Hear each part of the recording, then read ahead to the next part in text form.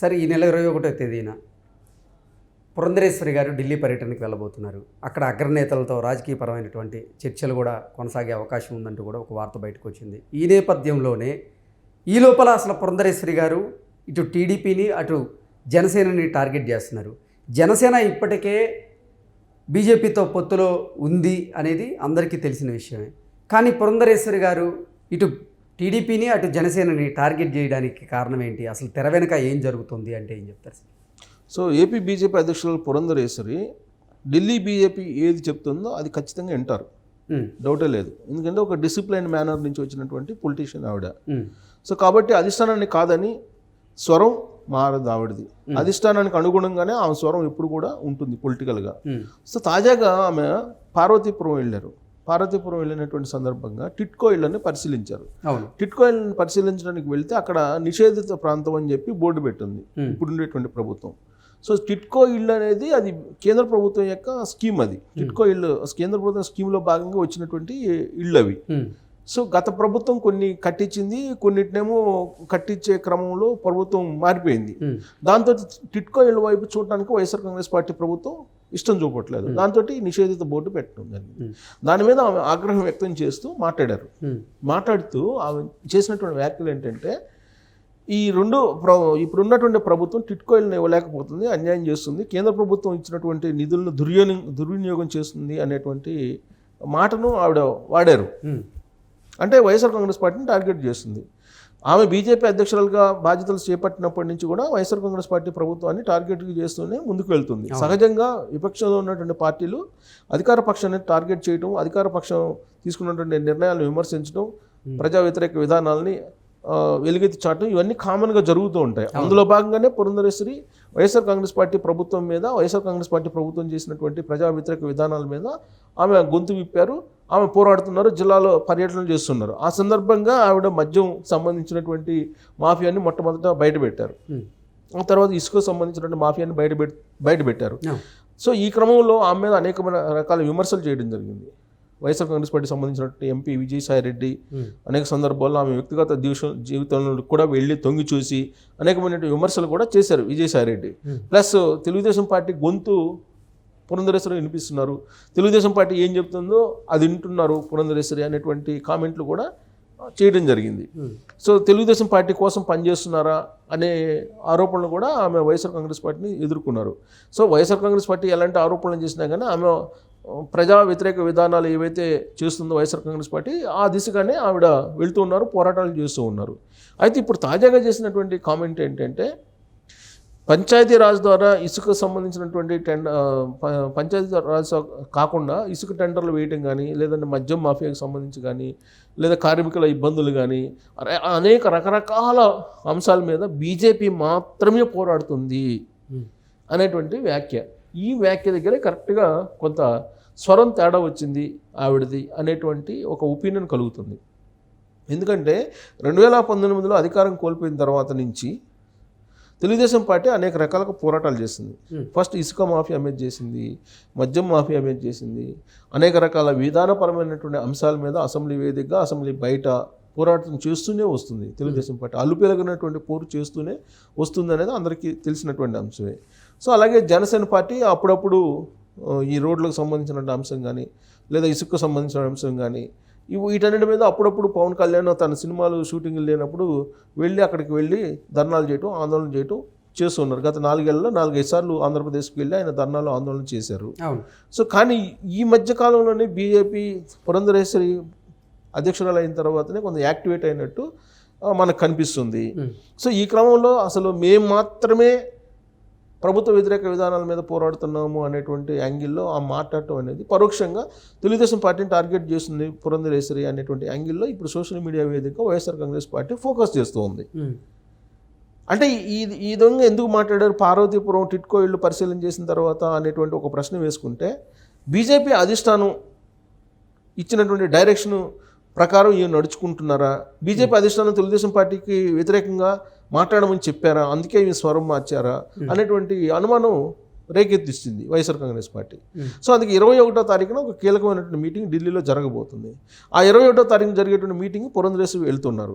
అక్కడ దేశవ్యాప్తంగా 2024లో జరిగేటువంటి లోక్సభ ఎన్నికలకు సంబంధించినటువంటి దిశానిర్దేశం చేయబోతూ ఉన్నారు. ఆ దిశానిర్దేశంలో భాగంగా రాష్ట్రాల వారీగా ఒక్కొక్క వ్యూహం ఉంటుంది. ఆంధ్రప్రదేశ్లో ఎలాంటి వ్యూహాన్ని అమలు చేయాలి అనేది పురంధరేశ్వరికి ఒక డైరెక్షన్ ఇచ్చేటువంటి అవకాశం ఉంది, దిశానిర్దేశం చేసేటువంటి ఛాన్స్ ఉంది.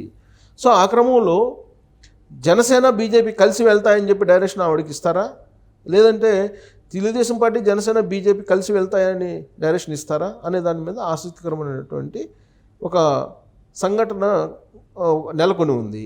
సో 21వ తారీఖు దాకా ఆపబట్టలేక YSR Congress party social media platform ఏం చేస్తుంది, టీడీపీ మీద స్వరం మారింది పురంధరేశ్వరిది. బీజేపీ అగ్రనేతలు డైరెక్షన్ ఇచ్చేసారు, ఆల్రెడీ తెలుగుదేశం పార్టీకి యాంటీగా మాట్లాడమని అని చెప్పి వాళ్ళు సోషల్ మీడియా వేదికగా పోస్టులు పెడుతున్నారు.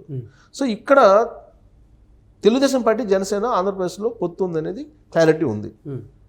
దాంట్లో ఎలాంటి అనుమానాలు కానీ ఎలాంటి అస్పష్టత కానీ లేదు.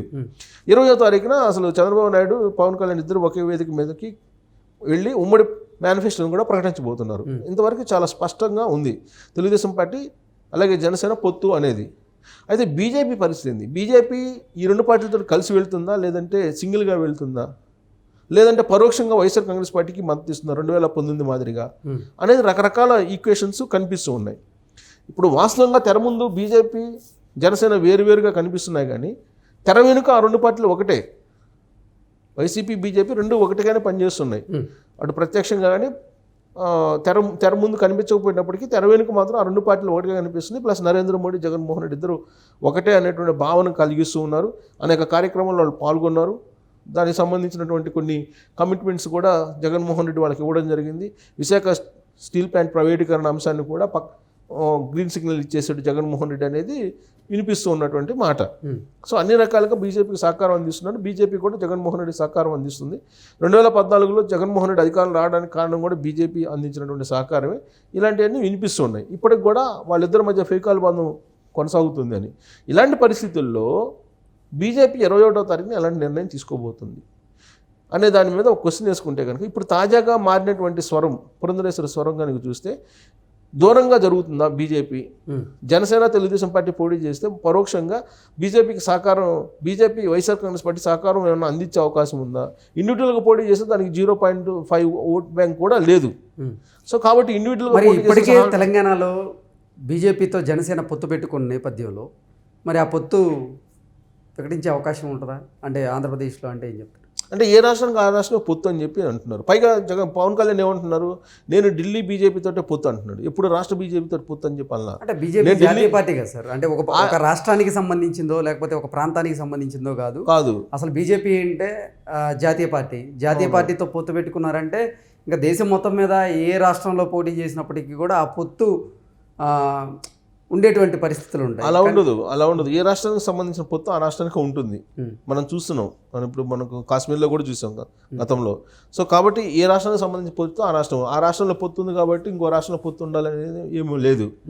సో ఇంకోటి, ఒకవేళ అదే అయితే కనుక బీజేపీ దానికి సమాధానం చెప్పాలి జనసేన కన్నా కూడా.